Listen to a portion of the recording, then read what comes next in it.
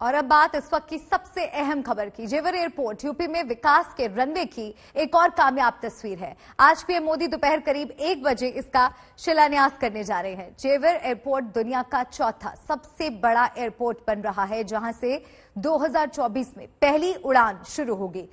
4 expressway से सीधी connectivity रखने वाले इस एयरपोर्ट को 3 साल के भीतर तैयार कर लेने का प्लान है।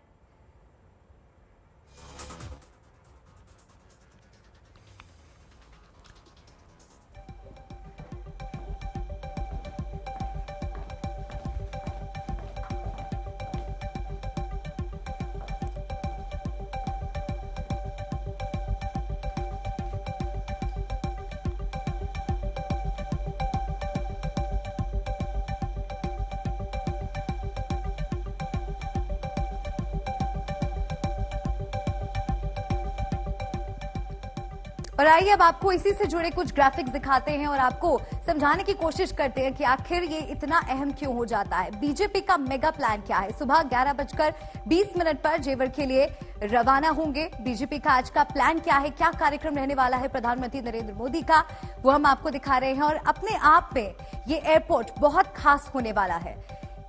दोपहर 12:50 पर इसके शिलान्यास का कार्यक्रम है, जो कि एक शुभ मुहूर्त माना जा रहा है शिलान्यास करने का।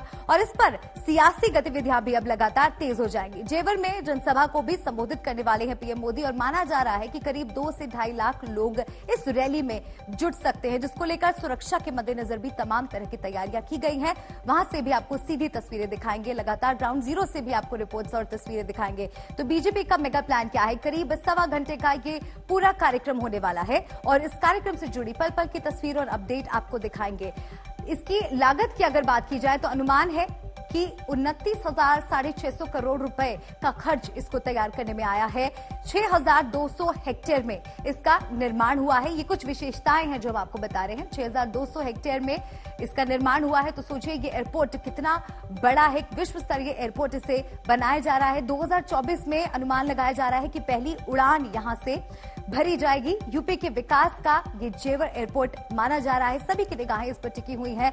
करीब 2 से 3 साल और इस पे पूरी तरह से इसको तैयार होने में वक्त लगेगा। एयरपोर्ट में 5 रनवे होंगे, 2 टर्मिनल्स होंगे और साथ ही ये ग्राफिक्स आपको हम दिखा रहे हैं land advantages tourism development. Tourism के लिहाज से और अगर एयरपोर्ट्स की गिनती के हिसाब से देखा जाए, जो बीजेपी का एक मेगा प्लान है उसके लिए भी ये बहुत अहम हो जाता है। 178 विमान यहां से उड़ेंगे, उड़ान भरेंगे। पश्चिम यूपी पर इसका सीधा असर पड़ने वाला है। राजनीतिक मायने भी इस एयरपोर्ट के समझ में आ सकते हैं। पश्चिम यूपी के 30 जिले इस एयरपोर्ट की वजह से आसानी से जुड़ जाएंगे। पूरे इलाके में कनेक्टिविटी बेहतर रहेगी। हरियाणा के लोगों को भी इस एयरपोर्ट के शुरू होने से फायदा पहुंचेगा। तो जेवर एयरपोर्ट पर 1 साल को ये बन रहा है और जेवर एयरपोर्ट की सियासत जुड़ी भी आपको जानकारी हम बता देते हैं। शिवांगी ठाकुर मेरी सहयोगी जेवर एयरपोर्ट से लाइव मेरे साथ जुड़ रही हैं। सीधा शिवांगी का रुख करते हैं। शिवांगी, इस वक्त वहां पर क्या कुछ चल रहा है? तस्वीरें और अपडेट दर्शकों तक पहुंचाइए। बिल्कुल मलिका, जैसा कि आप बता रही थी कि अपने आप में एक भव्य इवेंट है और इसका इंतजार यूपी सरकार लंबे समय से कर रही थी। सीधी तस्वीरें हम यहां से अपने दर्शकों को दिखाते हैं कि देखिए तैयारियां यहां पर पूरी कर ली गई हैं और तमाम वीवीआईपी गेस्ट जो हैं उनके आने का सिलसिला अब यहां पर शुरू हो गया है। जगह जगह पर आपको बता दें कि 3,000 से ज्यादा पोस्टर जो है वो प्रधानमंत्री नरेंद्र मोदी और साथ ही उत्तर प्रदेश के मुख्यमंत्री योगी आदित्यनाथ की लगाई गई है। और चप्पे चप्पे पर आप देखिए सुरक्षाकर्मी यहां पर मौजूद हैं। सुरक्षा के सारे इंतजामात कड़े किए गए हैं और साथ ही हम वीवीआईपी गेस्ट की बात कर रहे हैं तो लगभग 1500 वीवीआईपी गेस्ट आज इस भूमि पूजन में मौजूद रहेंगे और साथ ही तमाम लाखों लोग जो आसपास के लोग हैं वो यहां पर इस पूरे इवेंट में शिरकत करेंगे। साथ ही ब्रज प्रथा जो है, कला संस्कृति जो है ब्रज की, वो भी आज यहाँ पर दिखाई देगी। 12:50 पर मुख्यमंत्री योगी आदित्यनाथ पीएम नरेंद्र मोदी के साथ पहुंचेंगे। 1 बजे से ये सारा कार्यक्रम शुरू होगा और लगभग 2:30 बजे इस पूरे कार्यक्रम का समापन होगा। लेकिन लोगों में जोश देखने को मिल रहा है और लगातार प्रधानमंत्री जो ये कहते आए हैं कि उनका सपना है कि हवाई चप्पल पहनने वाला भी हवाई यात्रा करे, अब कहीं न कहीं वो सपना यहाँ पर साकार होता नजर आ रहा है। साथ ही ये गेम चेंजर भी होगा। ये ड्रीम प्रोजेक्ट है यूपी सरकार का और आगामी विधानसभा चुनाव हो या उसके बाद लोकसभा चुनाव हो, उसके मद्देनजर रखते हुए भी ये अपने आप में एक बड़ी, हम कह सकते हैं कि उपलब्धि होगी यूपी सरकार के लिए। अगर विकास के माध्यम से हम देखें तो आसपास के जितने भी इलाके हैं, नोएडा के जेवर से सटे हुए इलाके, चाहे वो ग्रेटर नोएडा हो, गाजियाबाद हो, हापुड़ हो, अलीगढ़ हो, बुलंदशहर हो, यहाँ पर रोजगार के नए माध्यम खुलेंगे। जो तमाम लोग हैं उनके लिए ये एक अपने आप में, लोगों से जब हमने बात की तो वो कहते हैं कि हम रोजगार के माध्यम तलाशते हैं दूर जाकर, लेकिन जब यही एयरपोर्ट खुल जाए तो क्या दिक्कत होगी। साथ ही दिल्ली एनसीआर की बात करें तो दिल्ली एनसीआर में ये दूसरा सबसे बड़ा एयरपोर्ट होगा, यानी इंदिरा गांधी इंटरनेशनल एयरपोर्ट पर जो भीड़ होती है उसको भी कहीं ना कहीं कम करने में ये एयरपोर्ट मदद करेगा। एशिया का सबसे बड़ा इंटरनेशनल एयरपोर्ट तो ये है ही।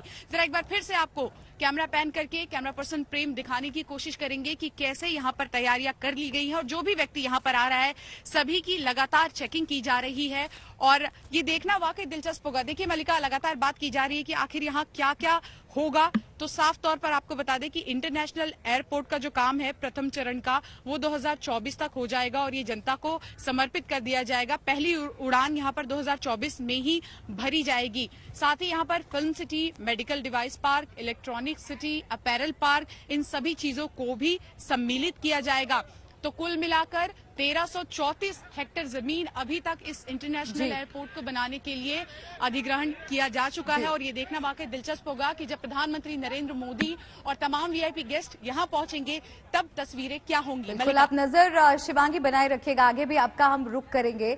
तो यूपी सरकार का ही नहीं बल्कि प्रधानमंत्री नरेंद्र मोदी का ये ड्रीम प्रोजेक्ट माना जा रहा है और तैयारियां जैसे कि आपको शिवांगी दिखा रही थी भव्य तौर पर, भव्य स्तर पर वहां पर की गई है। आगे की हलचल पर भी नजर हमारी बनी हुई है, आगे भी तस्वीर इसी तरह से आपको दिखाएंगे। जेवर में एयरपोर्ट तो बन रहा है, एक साल से जिन 3 कृषि कानूनों के खिलाफ किसान सड़कों पर है उनकी वापसी पर कैबिनेट की मुहर भी लग चुकी है।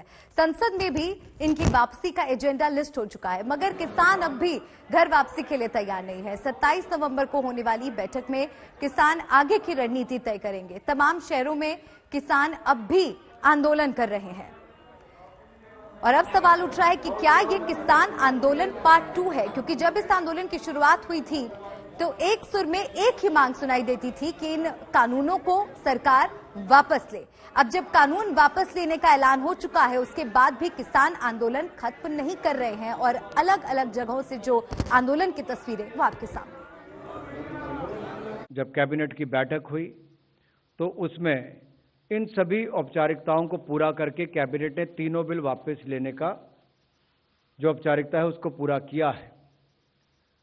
कुछ ही दिनों के बाद अगले हफ्ते की शुरुआत में पार्लियामेंट का सत्र आएगा और ये जो तीनों विधेयक लोकसभा राज्यसभा में पूर्व में पास हुए थे इनको वहां पर बाकी जो प्रक्रिया वापस लेने की वहां पर पूरी कर दी जाएगी। ये जीत कहाँ, ये तो वे लेकर आए थे, वो संघर्ष हुआ, उन्होंने वापसी ले लिए। जीत तो किसान की जब होगी जब उनको फसलों के दाम मिल जाएंगे। नुकसान तो फसलों से बहुत हो रहा है ना कि आधे रेट में फसलें बिकती है तो नुकसान हो रहा है। एमएसपी पे मिनिमम सपोर्ट प्राइस जो है उस पर गारंटी कार्ड देकर जाएंगे पक्का। यूपी सरकार के मंत्री रघुराज सिंह ने एक बार फिर विवादित बयान दिया है। रघुराज सिंह ने कहा कि मदरसे आतंकवादियों के अड्डे हैं, मदरसों में आतंकवादियों को ट्रेनिंग दी जाती है। मंत्री जी ने कहा कि अगर मौका मिले तो देश के सारे मदरसों को बंद करा दो। भगवान ने मुझे कभी मौका दिया तो पूरे देश के मदरसे बंद कर दूंगा। मदरसे जो हैं आतंकवादियों के अड्डे हैं, आतंकवादी की ट्रेनिंग दी जाती है, क्योंकि यहां से जो आदमी निकलता है जो मदरसे से वह आतंकवादी बनता है, उनकी सोच आतंकवादी बनती है। इसलिए इस देश में हमें पूर्ण तरह से आतंकवाद खत्म करना है। आतंकवाद का मुंह कुचलना है सर्फ की तरह, जैसे उसका फन कुचल दिया जाता है वैसे ही आतंकवाद का भी फन हम लोग कुचलेंगे। भगवान इस लायक मौका दे मुझे कि सबसे पहले इस देश में मदरसे बंद हो जाएं, क्योंकि 250 मदरसे थे, आज 22,000 मदरसे उत्तर प्रदेश में स्थापित कर दिए और मदरसे में केवल आतंकवादी पैदा होते हैं। के बेड़े में INS वेला को शामिल किया गया है। इस वक्त की ये अहम खबर और आपको तस्वीरें सीधे वहीं से दिखाते हैं। नौसेना की ताकत में इजाफा हो रहा है। INS वेला को नौसेना में कुरियान मानशान के साथ शामिल किया जा रहा है और वहीं से ये सीधी तस्वीरें हम आपको दिखा रहे हैं।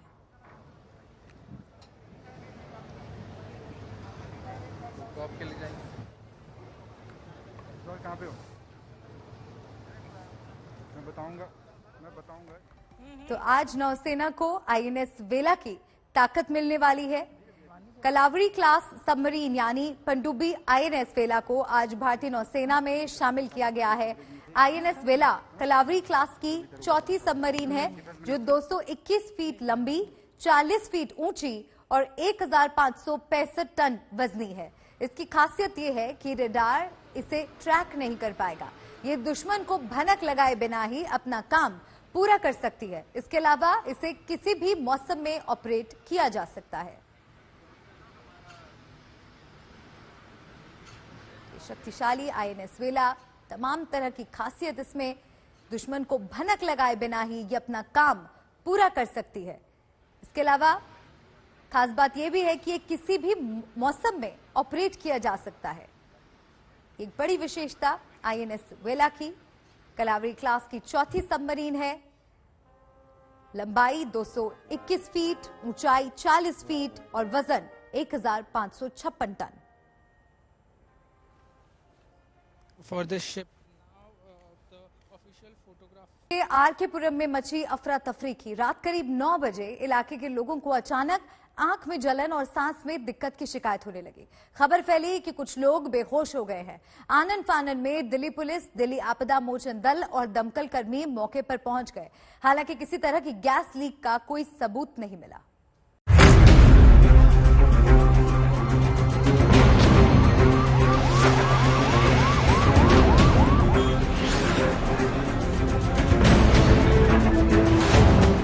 रात करीब 9 बजे का वक्त था। दिल्ली के आरकेपुरम के एकता विहार में अफरा तफरी का मंजर था। सोने की तैयारी करने की जगह लोग अपने घरों से बाहर सड़कों पर थे। थोड़ी देर में एम्बुलेंस की सायरन से इलाका गूंजने लगा।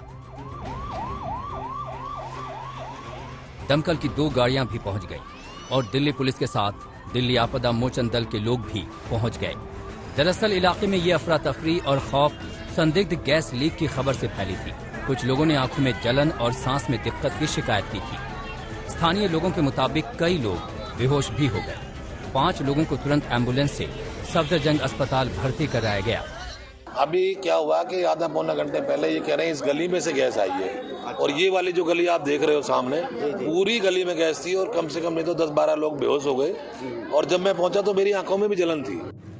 एकता विहार कॉलोनी के पीछे ही CRPF कैंप और NSG है।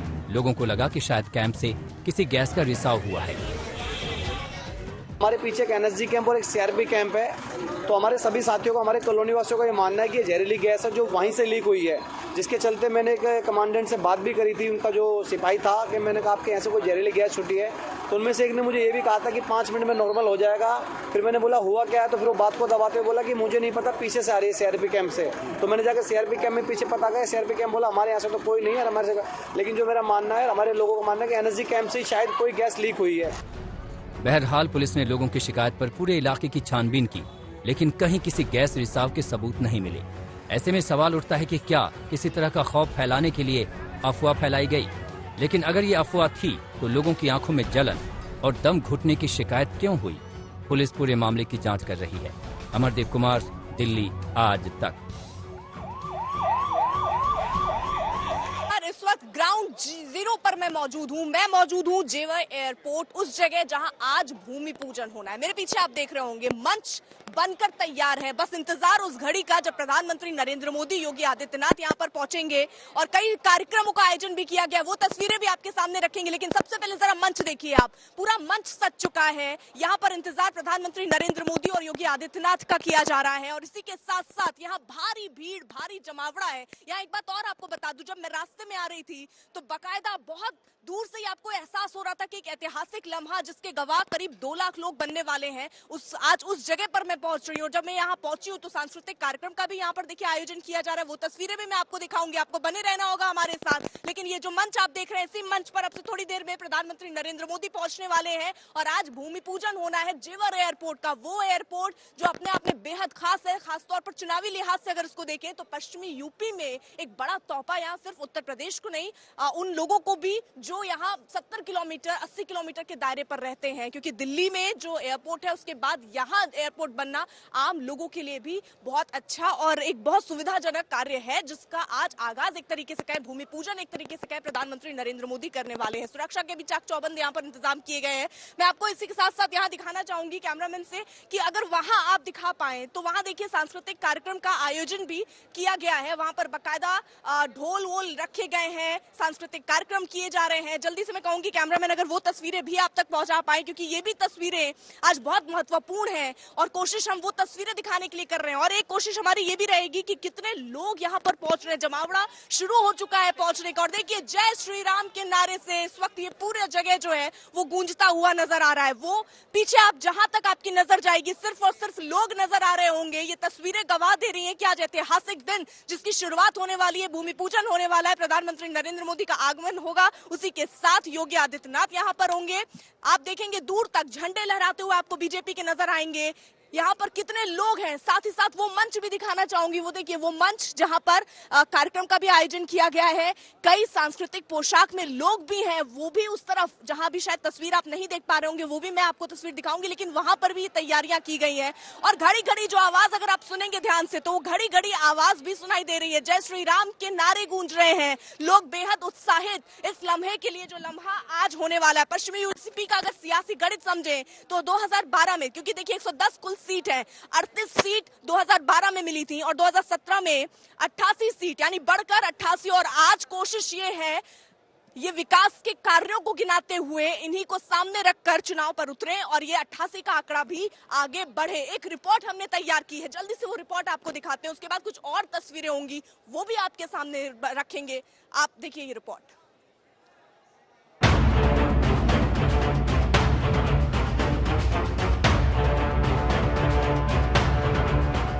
ये है उस सपने की पहली तस्वीर जो जल्द ही हकीकत में तब्दील होने वाली है। जी हां, ये जेवर में बन रहे नोएडा इंटरनेशनल एयरपोर्ट का फर्स्ट लुक है। कुछ ऐसा ही होगा जेवर में बन रहा अंतर्राष्ट्रीय हवाई अड्डा, जिसका शिलान्यास खुद प्रधानमंत्री नरेंद्र मोदी करेंगे। मुहूर्त रखा गया है 12:50 का। जो टोटल कॉस्ट है 35,000 करोड़ का ये पूरा प्रोजेक्ट है, जिसमें फर्स्ट फेज में 10,600 करोड़ का काम होना है और लगभग 12 मिलियन पैसेंजर्स को इसका टेक करना है। जेवर का ये एयरपोर्ट एकदम हाईटेक होगा, हर सुविधा से लैस, विकास का सबसे बड़ा मॉडल। यूपी में दुनिया का चौथा सबसे बड़ा एयरपोर्ट जेवर में बनने जा रहा है। योजना है कि 2024 में इस एयरपोर्ट से उड़ानें शुरू हो जाएंगी। एयरपोर्ट का सारा काम रिकॉर्ड तेजी से हो रहा है। 2017 में कंसीव किया गया, 2017 जुलाई में इसका ओएलएस सर्वे हुआ, 2018 मई में इसका इन प्रिंसिपल अप्रूवल हुआ और केवल 3 साल में ही एयरपोर्ट जो है शिलान्यास की स्थिति में है, जहां सारा लैंड एक्विजिशन हो चुका है, सारा सेटलमेंट हो चुका है, सारा रिहेबिलिटेशन हो चुका है, सारे एनओसीज हो चुके हैं। अब किसी प्रकार की कोई कार्रवाई शेष नहीं है। तो कब से ये ऑपरेशनल होगा सर? देखिए, इसकी अपॉइंटेड डेट 1 अक्टूबर तय की गई है। 3 साल टाइम दिया जाता है, 1095 दिन, तो 30 सितंबर 2024 से पहले इसको ऑपरेशनल होना है और उससे पहले ही हो जाएगा, लगभग 30 महीने में ऑपरेशनल हो जाएगा। जेवर इंटरनेशनल एयरपोर्ट प्रधानमंत्री मोदी और सीएम योगी के ड्रीम प्रोजेक्ट में से एक है, इसीलिए भूमि पूजन के लिए भव्य और दिव्य तैयारियां की गई हैं। पीएम के दौरे को देखते हुए सुरक्षा के भी पुख्ता इंतजाम किए गए हैं। एक्सपेक्टेशन है, आंकलन है कि 1.5 से 2 लाख लोग यहाँ पर आ सकते हैं।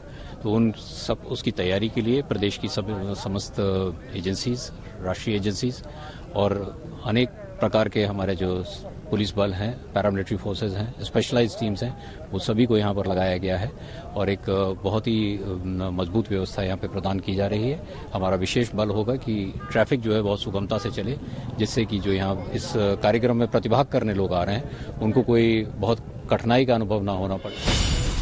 जेवर एयरपोर्ट की भूमि पूजन पर मोदी और योगी का मेगा प्लान है। यूपी चुनाव से ठीक पहले विकास के इस महासौगात के लिए भव्य तैयारी है।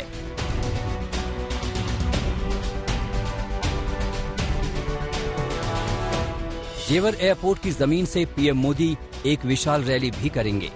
दावा है कि पश्चिमी यूपी की ये सबसे बड़ी रैली होने जा रही है। बताया जा रहा है कि प्रधानमंत्री मोदी की इस रैली में 2.5 लाख के करीब लोग शामिल हो सकते हैं। इस खास रैली के लिए 12 लाख स्क्वायर फीट का टेंट बनाया गया है, जिसमें 12 फीट ऊंचा स्टेज भी बनाया गया है। इस स्टेज पर कई एलईडी स्क्रीन लगाई गई हैं। उन पर जेवर एयरपोर्ट के 3D वीडियो चलाए जाएंगे। वैसे तो ये टेंट सिर्फ पीएम मोदी की रैली के लिए है। टेंट के पीछे ही एक और जगह जेवर एयरपोर्ट के भूमि पूजन की तैयारी है। कार्यक्रम के दौरान अभेद्य सुरक्षा भी लगाई गई है। इनमें 5000 पुलिसकर्मी, PSC, RAF और पैरामिलिट्री की 25 से ज्यादा कंपनियां तैनात की गई हैं। पहले तीनों कृषि कानूनों की वापसी का ऐलान और अब पश्चिमी उत्तर प्रदेश में ही जेवर इंटरनेशनल एयरपोर्ट का भूमि पूजन। इसके सियासी मायने बड़े हैं, क्योंकि सबसे ज्यादा 403 विधानसभा सीट वाले उत्तर प्रदेश में बीजेपी की चुनौती भी बड़ी है। ऐश्वर्या पालीवाल के साथ अभिषेक आनंद, ग्रेटर नोएडा, आज तक।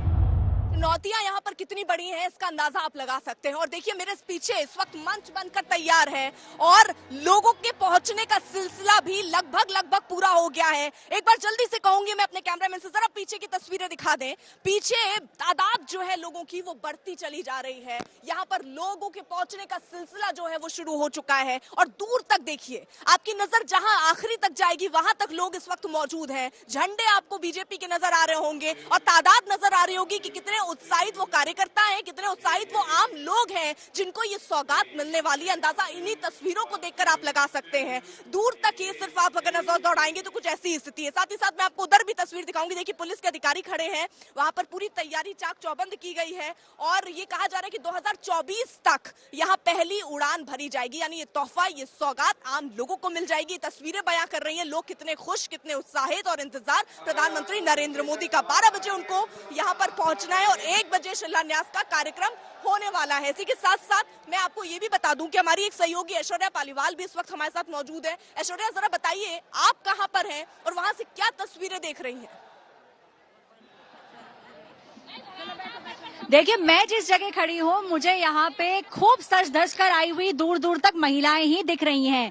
खूब ब्राइट रंग दिख रहे हैं। ज्यादातर महिलाएं लाल पहन के आई हैं, ऑरेंज कलर पहन के आई हैं और खूब तैयार होकर आई हैं। इसका मायना यही है कि प्राइम मिनिस्टर नरेंद्र मोदी की जो एक लोकप्रियता है वो आपको यहाँ पे देखने को मिल रही है। देखिए महिलाएं बढ़ती जा रही हैं और जो यहाँ कहना है लोगों का, 2.5 घंटे चलकर भी महिलाएं यहाँ पे आई हैं प्राइम मिनिस्टर नरेंद्र मोदी को सुनने के लिए। ये बीना है, ये 2.5 घंटे का आज सफर करके यहाँ पे आई हैं। आप 2.5 घंटे का सफर करके आई हैं, तो आप प्राइम मिनिस्टर नरेंद्र मोदी को क्या बोलेंगी? जी हम पहले सबसे पहले उनको नमस्कार करेंगे, क्योंकि वो हमारे देश के गौरव हैं और हमारे देश का भविष्य है। वो हम उनसे मिलना चाहते हैं और हमारी बहुत इच्छा है उनसे मिलने के लिए। और हमसे ये कहेंगे कि पहले तो उन्होंने हमारे गांव के लिए, हमारे देश के लिए बहुत अच्छा कर रखा है और चाहते और अच्छा करें वो। हम महिलाओं को काफी सम्मान मिल रहा है और ज्यादा सम्मान मिला है और हम अपने घर में बाहर निकले सब सुरक्षित हैं उनके राज्य में। देखिए आप सब खूब तैयार होके आए हैं, तो प्राइम मिनिस्टर नरेंद्र मोदी और योगी आदित्यनाथ के लिए आए हैं? आए हैं और किसके लिए? उनके लिए आए मिलने को। हाँ सुबह कितने बजे सो के उन्हें मोबाइल में या टीवी में ही देखा था। आज हम इसलिए आए थे कि आज हम सामने उन्हें हूबहू देखेंगे और हम ये चाहते हैं कि जो गरीब महिलाओं को हमने जोड़ा है समूह में, विधवा भी है, विकलांग भी है और मतलब गरीब परिस्थिति की है, तो हम ये चाहते हैं कि उनका भी कुछ होना चाहिए। जब समूह में जुड़ गए हैं तो हम उनसे यही रिक्वेस्ट करेंगे कि जैसा वो बोलते हैं ऐसा हमें करके भी। क्योंकि ये जो गरीब महिलाओं के लिए, क्योंकि बेरोजगार है, हम चाहते हैं बेरोजगारी निकले देश से, हमारे देश से बेरोजगारी जो है। महिलाएं जागरूक हों, कुछ काम करें, कुछ आगे बढ़े, महिलाओं पुरुषों से आगे बढ़े। सुबह कितने बजे उठ के आए आप लोग? सब 3 बजे आए, 4 बजे से आए हैं। घर का सब कामकाज करके आए हैं, पूरा कामकाज करके आए हैं, अपने घर का पूरा काम करके। देखने के लिए आए हैं और सुनने के लिए आए हैं, देखने के लिए और अपने रोजगार के लिए। अच्छा, कहीं ना कहीं आपको लगता है कि महिलाओं का विकास हुआ है? प्राइम मिनिस्टर ने महिलाओं का विकास किया है? क्या है? हाँ जी। अगर मौका मिला तो क्या बोलेंगे चीफ मिनिस्टर को? मौका मिलेंगे जी, कहीं बोलेंगे हमें बहुत अच्छा लगा आपसे मिलके, और आपने बहुत अच्छा कर रखा है, अच्छा है, और इससे और ज्यादा तरक्की करें। अच्छा कर तो रहे हो, और भी इससे ज्यादा गरीबों के लिए सोचो और गरीबों की मदद करो, जो आप और भी हम आगे बढ़े। तो देखिए पीछे तक जहाँ तक नजरें जाएंगी, यहाँ महिलाएं, कई महिलाएं तो सुबह 4 बजे उठ के आई हैं, खूब सज-धज कर आई हैं, और उनका यही कहना है कि अगर मौका मिला तो प्राइम मिनिस्टर नरेंद्र मोदी से ये बात जरूर कहेंगे कि उन्होंने महिलाओं के लिए बहुत कुछ किया है। बिल्कुल ऐश्वर्या, याद आ रहा है प्रधानमंत्री का वो वक्तव्य जब एक मंच पर वो मौजूद थे, रैली को संबोधित कर रहे थे। उन्होंने कहा कि हवाई चप्पल में जो लोग रहते हैं, मैं कोशिश ये कर रहा हूं कि वो हवाई चप्पल वाला शख्स भी हवाई जहाज में बैठे। तो आज उसी की दिशा में बढ़ा हुआ ये कदम है। ज्योतिरादित्य सिंधिया ने क्या बयान दिया, क्या कहा, सुनिए। हमारे साथ इस वक्त civil aviation minister Jyotiraditya Scindia ji हैं। सर, क्या है इस एयरपोर्ट की खासियत? यूपी का 5वां इंटरनेशनल एयरपोर्ट होगा ये, इसकी खासियत? जिस उत्तर प्रदेश में एक जमाने में केवल 2 हवाई अड्डे होते थे, आज उस उत्तर प्रदेश में 8 हवाई अड्डों का लोकार्पण प्रधानमंत्री जी के द्वारा हो चुका है, और 9वां एयरपोर्ट का शिलान्यास कल होने जा रहा है। जिस उत्तर प्रदेश में केवल 2 अंतर्राष्ट्रीय हवाई अड्डे होते थे, उस उत्तर प्रदेश में आज आने वाले समय में 5 अंतर्राष्ट्रीय हवाई अड्डे बनने वाले हैं। लखनऊ और वाराणसी के अतिरिक्त कुशीनगर का लोकार्पण हो गया अंतर्राष्ट्रीय हवाई अड्डे के रूप में। अगले एक चरण में जेवर का शिलान्यास कल हो रहा है, और उसके बाद अयोध्या अंतर्राष्ट्रीय हवाई अड्डा। और हमारी सोच विचारधारा है कि आने वाले सालों में जहां हम 2 से 9 तक पहुंच चुके हैं और 10वां का शिलान्यास होने वाला है, हम लोग 17 का टारगेट हमने अपने आप के लिए रखा है। 17 हवाई अड्डे उत्तर प्रदेश में अकेले। तो उत्तर प्रदेश देश की राजधानी बनने वाली है हवाई अड्डों की श्रृंखला में। और जहां तक जेवर का सवाल है, इस हवाई अड्डे से जहां 34,000 करोड़ रुपए का निवेश किया जाएगा, चौथे चरण में 7 करोड़ लोगों की यातायात की सुविधा की जाएगी। इस एक एयरपोर्ट के जरिए हमें पूरा विश्वास है कि ये भारत का नवरत्न आने वाले समय में बनने वाला है, केवल उत्तर प्रदेश का नहीं, और एशिया का सबसे बड़े हवाई अड्डे के रूप में यातायात की सुविधाएं हमारे आम नागरिक को इस हवाई अड्डे से पूर्ण रूप से मिलेगी। और उसी के साथ आर्थिक प्रगति भी, और उसी के साथ निवेश और रोजगार के अवसर भी सृजित हो पाएंगे। 1 लाख रोजगार के अवसर इस एक हवाई अड्डे से सृजित हो पाएंगे, आसपास के क्षेत्रों को मिलाकर। और करीब 60,000 करोड़ रुपए का निवेश भी इस हवाई अड्डे के इर्द गिर्द भी होगा, जिसके आधार पर पूर्ण क्षेत्र का, आसपास के 15 जिलों की आने वाला भविष्य पूर्ण रूप से परिवर्तित होगा। एक विकसित प्रदेश और विकसित देश की भागीदारी में इस क्षेत्र की जनता रही। मैं जेवर एयरपोर्ट में इस वक्त मौजूद हूँ, लेकिन यहाँ जहाँ ऐतिहासिक इबारत आज लिखी जानी है, भूमि पूजन होना जेवर एयरपोर्ट का, उसको लेकर सियासत भी तेज है। जब आपको याद होगा पूर्वांचल एक्सप्रेसवे बना, उसको लेकर भी सियासत शुरू हो गई थी, और ये कहा गया कि सोच हमारी थी, अमली जामा किसी ने पहनाया है। और वहीं आज जहाँ मैं मौजूद हूँ जेवर एयरपोर्ट, इसको लेकर भी सियासत शुरू हो चुकी है और श्रेय लेने की होड़ मच चुकी है।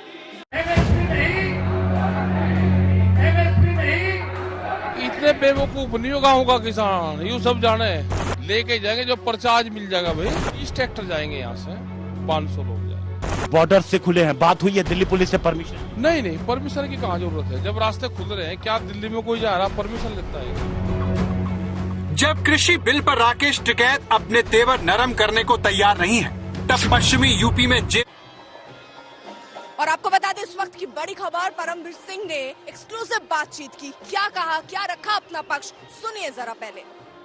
हमारे साथ है परमवीर सिंह, पूर्व मुंबई पुलिस कमिश्नर। सर, ये बताएंगे आप इन्वेस्टिगेशन ज्वाइन करने के लिए आए हैं? हाँ, मैं इन्वेस्टिगेशन ज्वाइन करने आया हूँ सुप्रीम कोर्ट के आदेश के हिसाब से। सर, ये जानना चाहेंगे कि आगे की प्रक्रिया क्या होगी? सुप्रीम कोर्ट ने प्रोटेक्शन दी है, पर आगे आप फिर भी कोई अपील? सुप्रीम कोर्ट ने उस प्रकार से मैं कोऑपरेट कर रहा हूँ। और सर, ये जो केसेस रजिस्टर किए जा रहे हैं, उस पर आपका क्या कहना है? नहीं, मुझे कुछ कहना नहीं। जो मुझे कहना है कोर्ट में कह चुका हूँ, कोर्ट नहीं कहूँगा। तो ये थे मुंबई के पूर्व पुलिस कमिश्नर परमवीर सिंह, जो कि अभी मुंबई पहुंचे हैं और इन्वेस्टिगेशन ज्वाइन करने जा रहे हैं। आपको बता दें, मुंबई में 2 केसेस हैं एक्सटॉर्शन के जो परमबीर सिंह पर रजिस्टर्ड है। इसके अलावा 2 केसेस थाने में रजिस्टर्ड है और इसके अलावा एंटी करप्शन ब्यूरो की भी इंक्वायरी परमबीर सिंह पर चल रही है। कैमरा पर्सन हेमंत के साथ दिव्येश सिंह, मुंबई, आज तक।